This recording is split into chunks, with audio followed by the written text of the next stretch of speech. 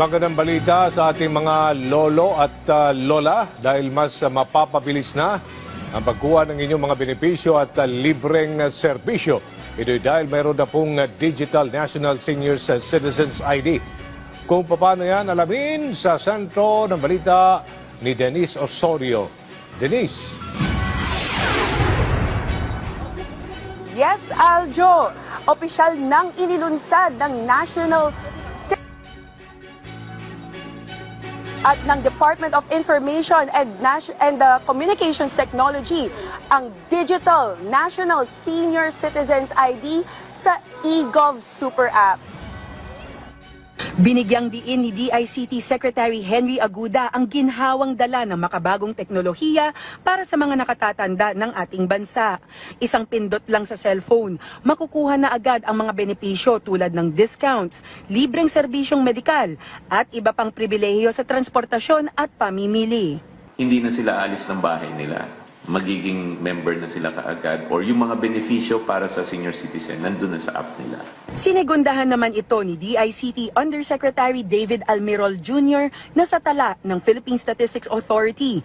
8.4 million senior citizens ng 12 milyon total ang nakarehistro na sa National ID System. 1.2 million naman sa kabuuang bilang ng mga senior ay nakapag-download na ng eGov app. Alinsunod sa utos ng ating mahal na Pangulo na walang pila, walang korupsyon, walang fixer. Para pong magic yan.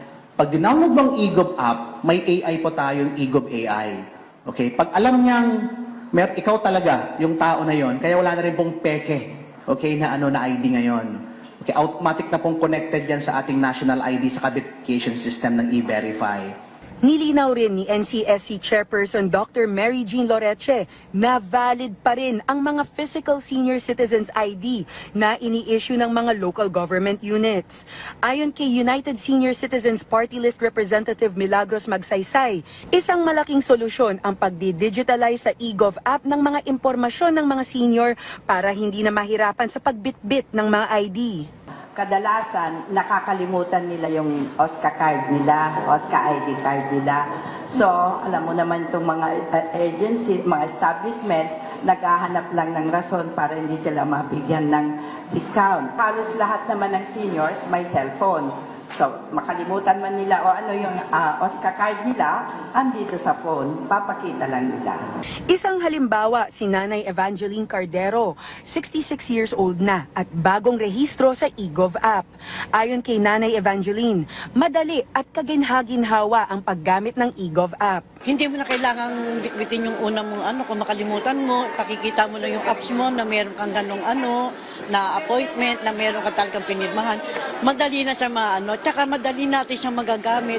Oras na gamitin natin, kunwari may manang bubuli. Kwento pa ni Nanay Evangeline, nagpatulong siya sa kanyang manugang para i-double check ang mga detalyeng inilagay niya noong una niyang binuksan ng eGov app para hindi siya magkamali.